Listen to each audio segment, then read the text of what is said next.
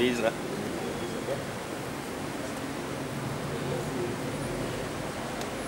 Assalamualaikum warahmatullahi wabarakatuh. Innal hamdalillah nahmaduhu wa nasta'inuhu wa nastaghfiruh. Na'udzu billahi min shururi anfusina wa min sayyiati a'malina. Man yahdihillahu fala mudilla lahu wa man yudlil fala hadiya lahu. Asyhadu an la ilaha illallah wa asyhadu anna Muhammadan abduhu wa rasuluh. Allahumma ja'alna minal ladzina yastami'una al-qawla wa yattabi'una ahsana. Tuan-tuan, puan-puan, sahabat-sahabat yang sekalian, pagi ini saya ingin berbicara dengan tuan-tuan dan puan mengenai apa yang dia panggil berkat dalam kehidupan. Apabila ingin bercakap pasal berkat, tuan-tuan, maka saya pun lebih kurang semalam bacalah beberapa buah buku berkait dengan berkat. Secara mudahnya, perbincangan kita tentang berkat itu dapatlah disimpulkan pada 3 perkara. Pertama sekali, sebagai satu hadis yang menjadi asas perbincangan tentang berkat ini, dia amat berkait rapat tentang rezeki. Ada satu hadis Rasulullah SAW bersabda, "Man yuridillahu an yuwassa' rizqahu wa yahsa fi ithrihi falyasil rahimahu." Maksudnya, siapa yang mahu Allah lapangkan rezekinya dan panjangkan umurnya, maka hendaklah dia hubungkan silaturahim. Dan saya rasa hadis-hadis mengenai siapa yang hubung silaturahim, umur dia panjang, hadis itu rasanya begitu popular, kita selalu dengar. Cuma yang menjadi persoalannya ialah apa yang dimaksudkan dengan umur panjang.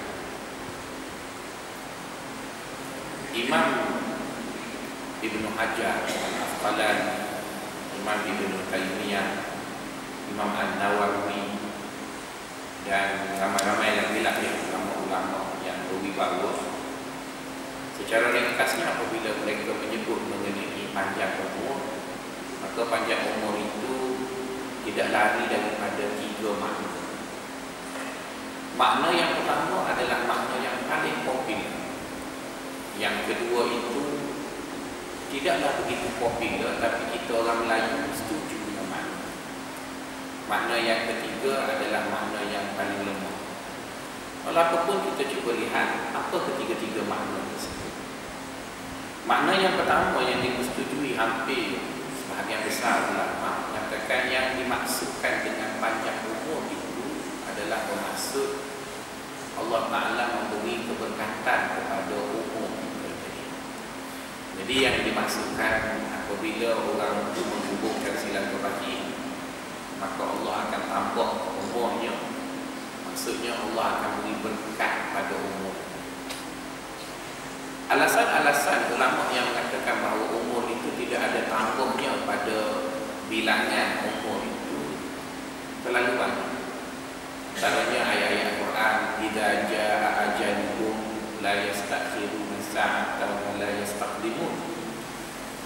Bila sampainya saat kematian itu, maka tidak akan diperdahulukan ataupun dikemudiankan.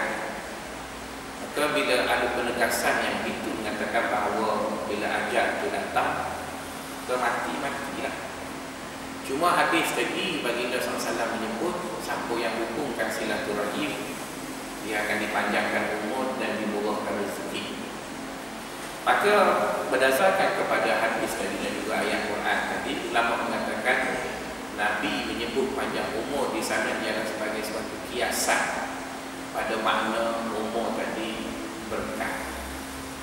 Selain daripada ayat itu, kita dapati bahawa Nabi Adam alaihi salatu wassalam dan Nabi-Nabi terdahulu ingin ditambah umur tapi tak ditambah pun. Sedangkan sepatutnya mereka akan dapat riluk lah sebab mereka Nabi. Betul kan? Orang yang baik dengan menteri pun boleh dapat riluk projek dan sebagainya. Takkan Nabi tak dapat riluk umur. Jadi bila Nabi-Nabi pun tak dapat, mana mungkin orang yang selain dengan Nabi pun tak dapat, akan dapat. Itu pandangan yang dipersetujui oleh ulama. Pandangan kedua juga adalah pandangan yang disebut oleh beberapa ulama. Dan kita orang Melayu amat suka dengan pandangan itu. Sukanya kita orang Melayu dengan pandangan itu bukanlah kerana pandangan itu bagus, tapi kerana kita ni memang suka tangguh kerja, maka kita sukalah pandangan yang kena dengan perangai kita tadi. Di mana pandangan kedua mengatakan bahawa Allah Ta'ala itu ada dua catatan. Satu catatan ada pada malaikat, satu lagi ada pada ilmu Allah. Di mana apabila seorang tadi dia hubungkan silaturahim, maka catatan yang ada pada malaikat itu ditukar dan ditambah mengikut apa yang ada pada ilmu Allah. Dan itu suatu taksiran yang popular. Yamhullahu ma yasha wa yuthbit wa indahu ummul kitab. Allah itu boleh padam, boleh tulis, boleh ubah apa yang dia nak ubah pada catatan malaikat, tapi ilmu yang sebenarnya ada pada Allah. Jadi dengan penaksiran yang semacam itu, maka ulama mengatakan bila tambah umur, maksudnya kalau kita sepatutnya mati umur 56, dengan sebab kita hubungkan silaturahim, kita mungkin mati umur 60. Jadi kita orang Melayu minat sangat dengan pandangan macam itu. Sebab apa? Sebab dia jadi tambah. Dia jadi tambah. Sebab kita ni suka menambah. Anak murah tu kita tak berapa minat sangat. Sebab itulah kita orang Melayu dia satu-satu bangsa yang ada istilah hari untuk tangguh. Kalau kita tengok orang lain, dia ada today and tomorrow. Tomorrow never die. Gitu ya. Lepas tu orang Arab pun dia ada al-yaum wa ghadan. Kita orang Melayu ada 5 hari. Esok, lusa, tulang, tulis, tubih, hamid, tangguh.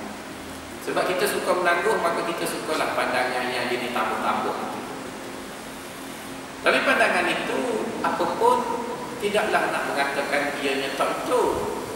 Tapi saya tak berapa setuju. Jadi oleh kerana saya tak setuju, kuliah saya malam ni saya tak urai. Saya urai kalau saya setuju. Jadi kalau tuan-tuan nak makna tuan-tuan setuju, nak panggil ustaz kalau setuju nombor 2 macam itu, ya. Tapi dia tidak salah, ya. Dia tidak salah. Dia pun ada hadis yang apa panggil, yang kuat juga, ya. Dia sebut dalam satu riwayat At-Tirmizi, menyatakan pernah satu hari bila Adam alaihissalam turun ke bumi, maka bila Adam turun ke bumi, maka masa tu tak ada orang. Adam nak sembang, tak ada orang. Dia ada Hawa seorang. Dengan bini ni, mula-mula nikah banyak nak cakap, dah lama tu dia pakai diam gitu je lah. Jadi bila Adam duduk di bumi seorang-seorang, tak ada orang, maka dia sembang dengan malaikat. Dia kan baru turun dari syurga. Sembang-sembang dengan malaikat, maka dia minta malaikat tu tunjuk apa yang akan berlaku kepada anak cucu dia. Maka malaikat pun kata dekat Adam, tak bolehlah aku tunjuk semuanya, tapi spesifiknya bolehlah. Kata Adam, boleh tak aku tunjuk rupa anak cucu aku yang jadi nabi? Dia pun tunjuklah. Bila ditunjuk sampailah tengok muka Nabi Daud monyok. Dia sedih gitu. Maka Adam kata, tu siapa tu? Monyok tu. Monyok. Tahu ya? Alhamdulillah. Jangan buat tak tahu gitu ya. Monyok tu pucat ya. Pucat.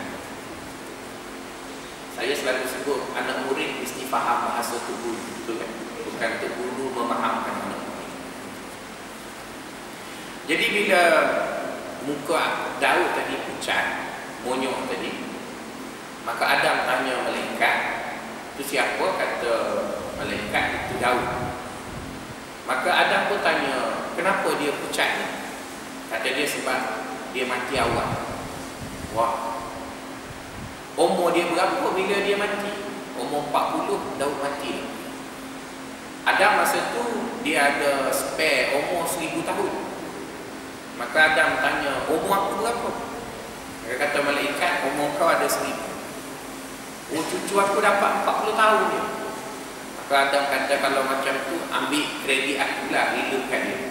Maksudnya Adam sedekah umur dia 60 tahun bagi dekat Daud.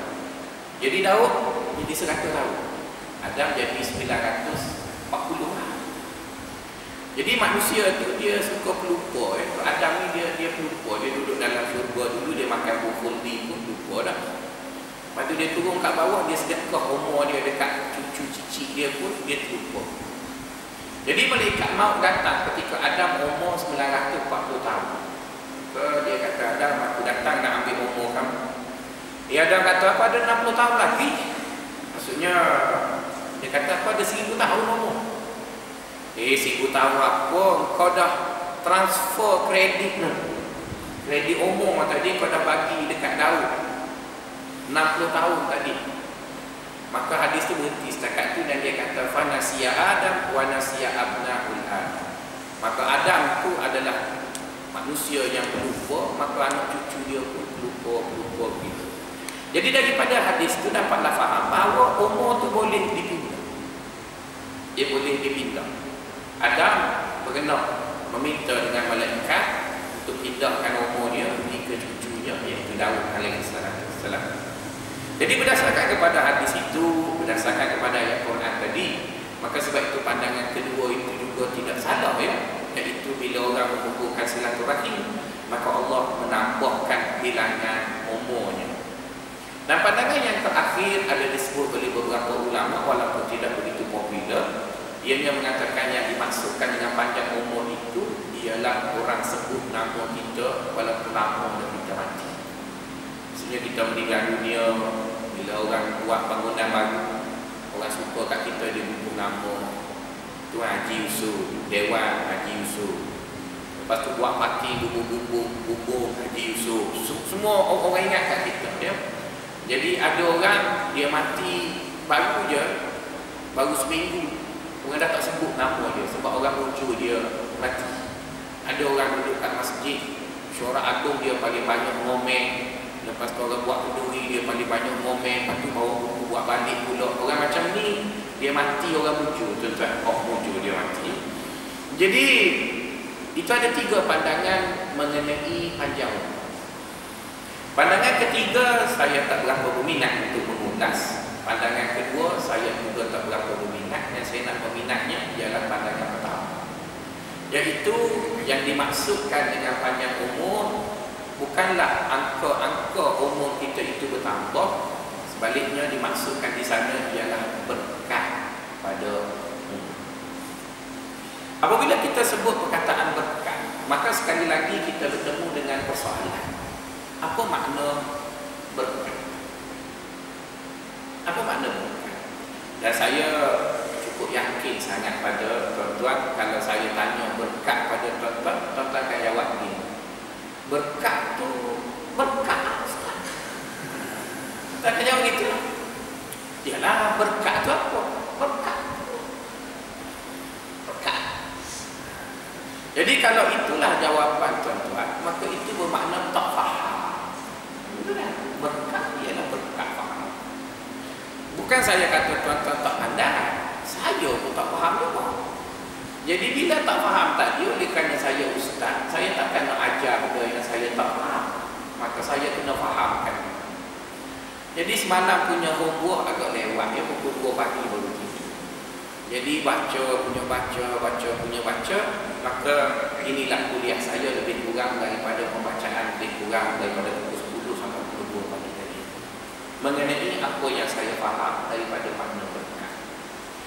Daripada hadis-hadis dan ayat Quran yang dihimpun, ditengok, ditelaah, kita tengok perkataan berkat itu dalam bahasa Arabnya. Kataan berkat dalam bahasa Arab merujuk kepada makna numu, bertambah.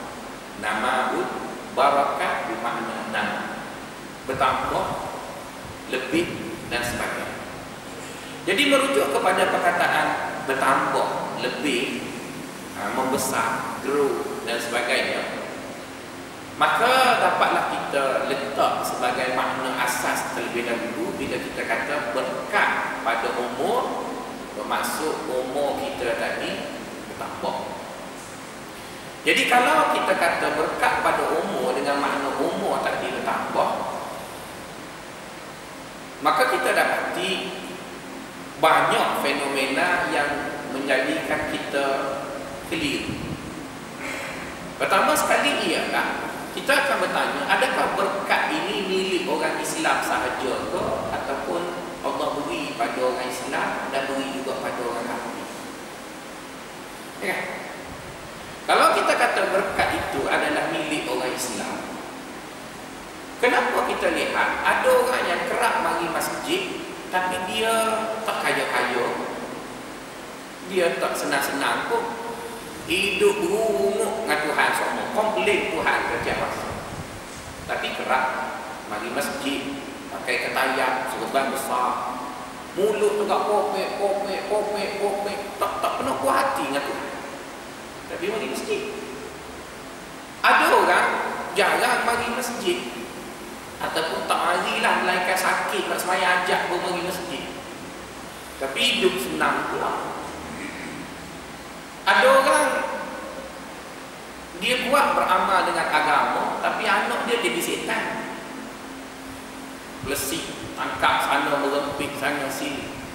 Ada orang lain tak datang masjid, tidaklah begitu kuat sangat hidup beragama, tapi anaknya baik-baik. Itu bagi orang Islam yang bukan Islam. Ada orang dia seorang Hindu, tapi anak dia baik-baik, suka pergi kuih, lepas tu suka buat makan, baik dengan orang. Ada orang dia Hindu, tapi dia juga gangster. Jadi kita pun pening. Tanya Sami Hindu pun ada cakap pasal berkat. Tanya Padri Kristian pun ada cakap pasal berkat. Tanya Sami Buddha pun ada cakap pasal berkat. Kita pun cakap pasal berkat. Jadi kalau semua agama bercakap pasal berkat, maka kita tanya balik, berkat untuk orang Islam ke ataupun untuk semua orang? Kalau kita kata berkat itu berlaku pada orang mari masjid, habis yang mari masjid letak pukang hidup tu, yang tak mari masjid okey dia hidup tu. Bila fenomena macam tu tuan-tuan, itu yang jadikan pening tu. Kalau saya kata, saya ukur hadis-hadis Nabi dan saya kata orang yang taat pada Allah adalah orang yang berkat, bagaimana mengukur seorang itu taat? Sebab kita juga jumpa ramai orang yang mari masjid hidupnya bermasalah, kahwin 3 lentang bekang kereta ke parking tengah jalan, hutang orang banyak, sebenarnya dia mari masjid. Macam mana dengan orang? Ada orang yang tak mari masjid, mari setahun sekali dia masjid, tapi hidup dia okey, dapat isteri yang baik, anak yang malah lebih teruk, dia risau dah ada tuan-tuan, isteri soleh, isteri selalu melawat dia di pusat serenti, tutup aurat isterinya, cari apa panggil rezeki yang halal, suaminya salah tapan isteri, anaknya pula baik pula. Jadi kita pun jadi penting. Dan benda-benda macam tu saya jumpa dalam ini. Saya jumpa dalam ini. Ada ustaz yang berumur tak cukup duit. Ada orang tidak ustaz pun, okey dia hidup, boleh beri, ambil beri, tunggu beri 3.0 pula. Betul kan, macam-macam dia. Ustaz ni bukan dapat beri, beram pun dapat macam-macam, tapi tak cukup-cukup buat duit, berumur pula tu. Dia ceramah dekat mobil tak cukup duit. Jadi nak sebutnya tuan-tuan, apa berkat? Jadi bila fenomena dah jadi begitu, maka kita pun cuba tengok ayat-ayat ataupun hadis Nabi yang bercakap mengenai berkat. Jadi bila bercakap mengenai berkat, ayat yang paling popular tentang berkat ialah ayat surah Al-A'raf. Itu ayat paling popular. Mana-mana orang berceramah pasal berkat, dia akan sebut surah Al-A'raf. Ayatnya berbunyi, walau anna ahlal qura aman wattaqaw la fatahna alaihim barakatin minas samaa'i wal ardh. Kalaulah penduduk sebuah negeri itu beriman dan bertakwa, maka nescaya Allah akan membukakan keberkatan di langit dan juga di bumi. Ayat ini tuan-tuan, saya secara peribadi ada satu cerita lucu, dan cerita ini tak ada kena-mengena langsung dengan parti politik yang saya nak sebut. Dia hanya ungkapan seorang lelaki jahil di sebuah restoran di Gua Besar. Pada tahun 2002, maafkan saya, pada tahun 2000 saya datang ke Kuala Lumpur untuk lampu diri bekerja. Singgahlah di sebuah kedai makan di Gua Besar. Sambil-sambil makan itu, masa itu negeri-negeri di sebelah pantai barat banjir dulu. Kelantan tak banjir tahun 2000. Maka ada seorang pakcik itu, dia cakap begini. Dia kata, inilah berkat pemerintahan Tuan Guru ni Abdul Aziz. Negeri lain semua banjir, Kelantan dia tak banjir. Ni berkat ni. Apa Allah sebut, walau anna ahlal qura. Percaya itulah. Jadi saya pun terimalah. Oh gitu, berkat Tuan Guru ni Abdul Aziz, orang Pak mereka tak banjir Kelantan. Patah barat je banjir sebab UMNO ni. Okey lah, kita pun terima, nanggung je. Pada tahun 2007, saya balik Kelantan, banjir pula Kelantan. Jumpa pula Poci. Poci orang kata tak banjir Kelantan. Dia kata punya teruk UMNO sampai ke Kelantan banjir pula. UMNO juga kena. Siapa kau UMNO? Banjir Johor kau UMNO kena, banjir Kelantan kau UMNO. Jadi saya nak tanya tuan-tuan, ini bukan cakap politik, tapi saya nak tanya tuan-tuan, betul ke Poci itu lebih? Adakah hujan itu kerana UMNO? Atau apa? Banjir bukan sebab UMNO. Banjir, dia banjir. Tapi Poci itu kata punya teruk UMNO sampai Kota Baru ke banjir. Allah jahat, siapa UMNO? Bukanlah saya orang UMNO walaupun tuan-tuan apa pakai sokong ni, tapi nak sebutnya cara berfikir itu, maksud saya bercakap cara berfikir, dan itu tidak menggambarkan orang pakbo. Cuma Poci itu di sebuah kedai. Jadi saya nak tanya tuan-tuan nak pakai penaksiran tu kau tentang berkat. Saya tak terima penaksiran yang macam tu. Mesti kita kena ambil penaksiran yang lebih wibawa, yang tidak ada bias tadi. Sebab apabila kita kata orang tu berkat ataupun tidak, kita mengukur pada semua orang dengan sama rata, tanpa bias politik, tanpa bias negeri dan sebagainya. Jadi kita pun tengok, perhati dan kita tengok tafsir ulama. Ibn Abbas ada menafsirkan ayat tersebut, di mana kita dapati bahawa ayat itu dimulakan dengan perkataan lau. Lau tadi maksudnya sekiranya. Perkataan sekiranya membawa maksud, dia bukan mulzim, bukan misti. Apabila kita sebut sekiranya, jikalau, berarti jika kamu buat, kamu dapat, kamu tak buat, kamu tak dapat.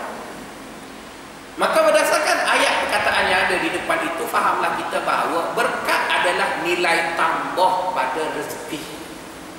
Ya, berkat itu bukan rezeki, sebaliknya dia nilai tambah pada rezeki.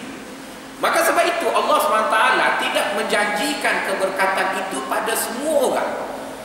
Sebaliknya Allah menjanjikan rezeki pada semua orang. Berkat dia tak janji. Tak ada hadis atau ayat Quran yang mengatakan aku beri keberkatan itu pada semua manusia. Sebaliknya ada ayat Quran yang begitu jelas mengatakan aku beri rezeki pada semua manusia. Hadis yang menyebutkan Allah Ta'ala bagi rezeki pada semua manusia, iaitu hadis yang begitu masyhur yang diriwayatkan oleh Umar bin Khattab radhiyallahu ta'ala anhu, iaitu bila manusia umur 120 hari, maka Allah akan utuskan seorang malaikat akan pergi pada budak tersebut, akan menulis 4 perkara. Antaranya rezekinya. Rezeki kira lah dia kafir ataupun Islam, Melayu ataupun bukan Melayu, bila dia umur 120 hari, malaikat akan turun tulis rezekinya. Jadi rezekinya tadi diberi pada semua orang. Dan Allah Ta'ala juga sebut dalam Al-Quran Al-Karim, wa ma min dabbatin fil ardi illa 'ala Allahi rizquha. Tidak ada suatu perkara pun ataupun benda pun yang melata atas